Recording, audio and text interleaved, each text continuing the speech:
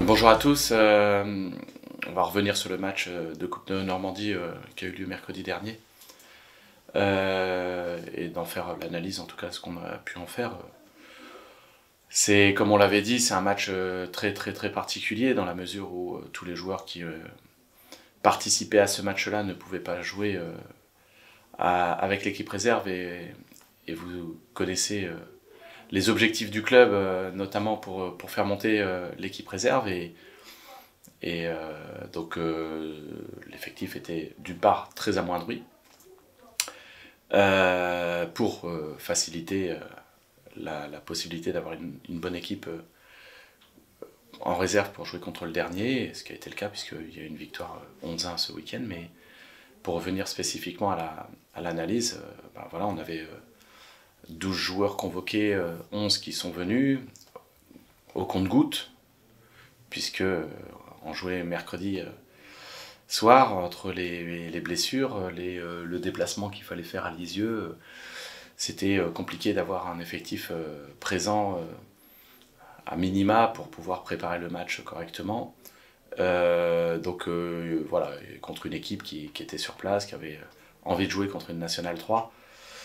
Et force est de constater qu'il y a une équipe qui est rentrée un petit peu plus vite dans le match. Ça a été celle de Lisieux et qui nous a surpris dès l'entame du match. Mais quelque part, c'est pas non plus une surprise à partir du moment où une demi-heure avant le match, on ne savait pas si on allait avoir 8 joueurs pour rentrer sur le terrain. Donc il ne faut pas non plus minimiser les événements qui se passent à ça. Et puis on avait surtout le gardien de l'équipe C qui a fait son match d'ailleurs. Mais une équipe très très amoindrie avec beaucoup d'absents. Et puis on a appris aussi durant le match que Alex Diaz n'allait pas pouvoir venir. Donc on a fait le match à 11 déjà. Et malgré une égalisation assez rapide et le fait d'avoir marqué coup sur coup, parce qu'on avait quand même la maîtrise, on a pris le match du bon côté et on a marqué coup sur coup au retour des vestiaires. Ça ne nous a pas empêché de souffrir le dernier quart d'heure, puisqu'on a joué à 10 tout le dernier quart d'heure. Voilà, donc c'est des événements, en tout cas c'est une qualification qui nous fait plaisir, parce que on a fait un match correct dans les conditions qui étaient les nôtres. Voilà, il faudra faire autrement, mais j'ai peur que ça soit comme ça jusqu'à la fin de saison, aussi bien pour les 2 derniers matchs de championnat que le match de coupe qui aura lieu vraisemblablement le 31 mai. Pour répondre à une question d'un Human concernant l'équilibre de l'équipe pour préparer les matchs de Coupe de Normandie notamment, et la satisfaction de s'être qualifié, bien entendu on est satisfait de s'être qualifié, puisque depuis le début de l'année, je le dis et je le répéterai tout le temps, chaque match est à gagner.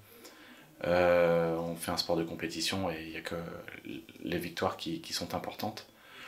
Maintenant, concernant l'équilibre des équipes, vous l'avez bien remarqué depuis 2 mois, jour où on s'est maintenu mathématiquement, quasiment, puisque après la victoire du Havre avec les 36 ou 37 points qu'on avait, c'était quasiment sûr, puisque aujourd'hui on s'aperçoit que le maintien va jouer à 34 ou 35 points. Donc c'était sûr qu'on allait se maintenir. Et comment... donc par rapport à ça, les équipes ont été complètement remaniées afin de pouvoir faire monter l'équipe réserve. Donc l'équilibre déjà, même sans avoir un effectif de joueurs qui venaient vraiment de la R3, voire de l'équipe C, ça a été changé. Je me souviens qu'on a joué à Dives dans un système 4-4-2 avec Sabri Toufiki à droite et Sopromadze à gauche en position d'ailier. Donc voilà, c'est aussi des positions tout simplement parce que les joueurs de moins de 23 ans, on avait pris la décision de ne pas les faire démarrer le match afin qu'ils puissent jouer le lendemain avec la réserve. Donc c'est comme ça depuis très longtemps. je m'adapte, on s'adapte. Contre Lisieux, on s'est adapté aussi, on avait un effectif amoindri par le fait des absents, des blessures. On fait quand même une composition qui tienne la route. Voilà, on a joué sans milieu défensif dans notre organisation. On a joué sans remplaçant. Voilà, l'équilibre, on essaie de le trouver par le jeu et par les principes de jeu qu'on a mis en place depuis le début de saison et notamment dans notre jeu offensif parce que on est dans une partie de la saison où faire des efforts défensifs deviennent un petit peu plus compliqués. Non pas qu'on ne sait pas faire, mais c'est parce que ça demande des efforts mentaux, ça demande de la concentration collective et que c'est un petit peu plus difficile de mettre ça en place, surtout dans ce début de saison où on n'a vraiment plus rien à jouer, mis à part de continuer à faire bonne figure et gagner des matchs. Faire un petit point sur l'effectif de ce week-end, comme vous l'imaginez, ça va être encore très amoindri pour différentes raisons. Les absences de longue durée d'Arthur Amaru, Kevin Goba et Benjamin Beaufils qui seront out jusqu'à la fin de saison, venant s'ajouter à Betfian qui sera indisponible ce week-end avec un problème à la cheville. Et puis à nouveau une rechute de Aitwissi hier à l'entraînement, donc ça sera indisponible, ça c'est pour les blessures. Malgré tout, on aura aussi beaucoup d'absents, entre Roinel et Diaz qui sont en vacances. S'ajoute aussi dans l'optique de faire monter l'équipe réserve Morgane Ardouin, Romain Gossenet, Léon Valentin, Anthony Paris, qui s'ajoute aussi à la liste des joueurs qui ne pourront pas jouer contre Dieppe afin puisque ces 4 joueurs-là, s'ils participent au match, ne pourront pas jouer le dernier match avec l'équipe réserve. Voilà, puisque tous ceux qui vont jouer contre Dieppe ne pourront pas jouer le dernier match avec l'équipe réserve. Donc voilà, même si nous, en même temps, on sera à Alençon, ce week-end-là, mais malgré tout, les règlements nous imposent de ne pas les faire jouer afin d'avoir la meilleure équipe. Donc un effectif très amoindri. On risque de repartir avec Aurélien Genki dans les buts, le gardien de l'équipe C, et puis de garder des joueurs comme Ateba qui avait joué contre Grand Quevilly ou Max Guédé. Après, on devrait récupérer Sopromadze qui revient de blessure et puis Cramoisan qui devrait être rétabli pour le match. Ce qui veut dire que voilà, on aura un effectif, j'espère, avec au moins 1 ou 2 remplaçants afin de pouvoir faire en sorte que la santé des joueurs aussi puisse être préservée. Donc voilà, on va s'adapter à nouveau et pour répondre encore à la question précédente, je disposerai d'un effectif et à ce moment-là, on essaiera de faire la meilleure organisation possible afin de pouvoir avoir une équipe compétitive pour penser à gagner contre Dieppe. Oui, petite précision concernant Sopromadze, c'était pas une absence liée à une blessure, mais c'était une absence liée à une suspension contre Grand Quevilly, donc voilà, la petite rectification est faite. Si on se projette sur le match de Dieppe, en effet, Dieppe est encore en capacité de pouvoir jouer un podium puisque c'est très serré. Mis à part Vire, qui est très haut, et nous qui sommes sûrs d'être deuxième, il reste c'est très serré entre le troisième et le premier relégable, puisque ça se joue en quelques points. Mais puisque Dieppe est en position de pouvoir être sur le podium, mais ils ne sont pas sauvés. Donc je ne sais pas dans quel état d'esprit ils vont arriver. Est-ce qu'ils vont jouer pour être sur le podium? Est-ce qu'ils vont venir pour dire il nous manque encore un point pour pouvoir être sauvés mathématiquement? Voilà, on verra. Moi, je me préoccupe pas vraiment, là, depuis quelques temps, je me préoccupe quasiment plus des adversaires parce qu'on a tellement de soucis d'effectifs pour composer une équipe compétitive sur le terrain. Pour nous, qu'aujourd'hui, il est quasiment impossible de pouvoir dire on va jouer comme ci ou comme ça par rapport à un adversaire et de se mettre dans un rapport de force. Là, on est surtout en train l'objectif, c'est de faire monter l'équipe réserve, et je le répète, le fait que l'équipe première soit maintenue depuis déjà 2 mois permet de le faire, et j'en suis ravi. Mais ça pose forcément des soucis afin de pouvoir aligner la meilleure équipe possible en National 3 et d'avoir les meilleures performances possibles afin de pouvoir prendre le nombre de points nécessaires. On n'est plus dans cette optique-là, le classement ne peut plus bouger, le nombre de points est peu important pour nous, donc notre objectif c'est d'aligner une équipe, de faire le meilleur match possible, ça sera le dernier à domicile, mais avec un effectif très amoindri, il va falloir aussi, contre une très belle équipe de Dieppe, il faudra surtout être performant individuellement et collectivement afin de pas sombrer lors de ce dernier match. Oui, le tirage de la Coupe de Normandie est ce soir. On va attendre notre adversaire. Personnellement, j'ai pas d'adversaire privilégié. Voilà, on est dans une phase, je le répète, où déjà aligner une équipe, parce que ça sera aussi ce cas-là, le 31, on va devoir aligner une équipe où tous ces joueurs-là ne pourront pas jouer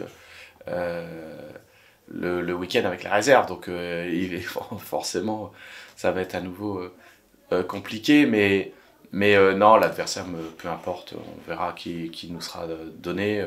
Ce que j'espère simplement, c'est qu'on ne soit pas à l'extérieur trop loin, parce que de jouer à Lisieux déjà a été compliqué pour faire venir tout le monde, et simplement 11 joueurs, voilà, si on devait avoir un déplacement lointain un mercredi soir, ça poserait encore plus de problèmes sur le plan de la disponibilité des uns et des autres, et forcément une équipe encore plus amoindrie. Donc c'est plutôt, si j'ai une volonté, c'est plutôt d'essayer de jouer à domicile afin de pouvoir limiter le risque d'indisponibilité de l'effectif. Oui, une question des Yeoman concernant les trophées du National 3, où le club est largement représenté dans 6 catégories sur les 7, si je ne m'abuse, puisque entre le meilleur espoir, le meilleur défenseur, le meilleur milieu, le meilleur attaquant, le meilleur joueur et le meilleur entraîneur, il n'y a que le meilleur gardien qui n'est pas nommé. Moi je trouve que c'est une grande satisfaction, parce que il n'est pas évident d'avoir autant de personnes nommées. Je crois qu'on est le club avec le plus de représentants. Mais on sait tous, alors est-ce que c'est une fierté ou une déception avec un effectif où en tout cas il y a des individualités qui ressortent, d'avoir terminé deuxième. Déjà, si on termine deuxième, c'est parce qu'on a autant d'individualités. Et il ne faut quand même pas oublier que dans les nommés de Vire, entre le meilleur entraîneur, le meilleur gardien, le meilleur défenseur, le meilleur milieu, le meilleur joueur, le meilleur attaquant, avec Arthur Dalloy, ils ont simplement le meilleur espoir qui n'est pas nommé vis-à-vis de nous, parce qu'ils ont des joueurs beaucoup plus matures. Et ça s'est vu, puisque dans les moments particuliers de la saison, ils ont été beaucoup plus matures que nous. Et c'est là que la différence s'est faite. C'est sur la continuité d'une saison. Et du coup, voilà, on a des nominés, mais Vire en a tout autant. Et donc, c'est pas du tout une déception, ou en tout cas de terminer à la deuxième place. Mais je pense en plus de ça, sur les joueurs qui sont nommés, il suffit de regarder l'âge entre Vire et nous. Nous, on n'a que des joueurs assez jeunes qui sont nommés, je pense à Sopro ou Perriand, notamment dans les catégories, et notamment Sopro qui est nommé dans trois catégories, donc sur un joueur, il mobilise trois trophées. La maturité de Vire, en tout cas des joueurs, entre Charlier, Arthur Dalloy, Louis de Château et Ferron, ça laisse aussi beaucoup de maturité. Et ce qui a été, quand on a un gardien, un défenseur central, un milieu de terrain et un attaquant qui marque autant de buts, toute la charnière centrale est représentée à Vire. Ce qui n'est pas notre cas, puisque nous on a un arrière latéral, on a un couloir gauche, un milieu de terrain, et puis c'est tout, puisque Sopromadze est dans 3 catégories. Donc non, si on fait le point, ils ont plus de joueurs nommés que nous, et moi j'en suis très fier. En tout cas les joueurs qui sont nommés méritent largement leur place dans les nominés, et moi je suis ravi d'avoir respecté l'engagement que j'avais fait, notamment avec Sopromadze, en le faisant venir d'un club de R1, et je suis très, très fier de l'avoir amené aussi à le faire progresser et de l'amener à ce niveau-là. Je suis très fier aussi d'avoir aussi convaincu Malcolm de rester, afin de pouvoir faire une saison encore meilleure que celle qu'il avait pu faire l'année passée, et on le voit dans ses stats. Et dans la saison, et puis Morgan, bien entendu, dans un rôle complètement différent, ou en tout cas légèrement différent entre ce qu'il faisait l'année passée en termes de stats et d'apport offensif. Il a su me faire confiance sur quelques positionnements, et en tout cas d'être un petit peu plus concerné par les tâches défensives, et il en est récompensé en étant certainement dans l'équipe type, mais surtout nommé dans les meilleurs défenseurs. Donc je suis ravi d'avoir participé et contribué à leur participation et à leur nomination dans les trophées de National 3.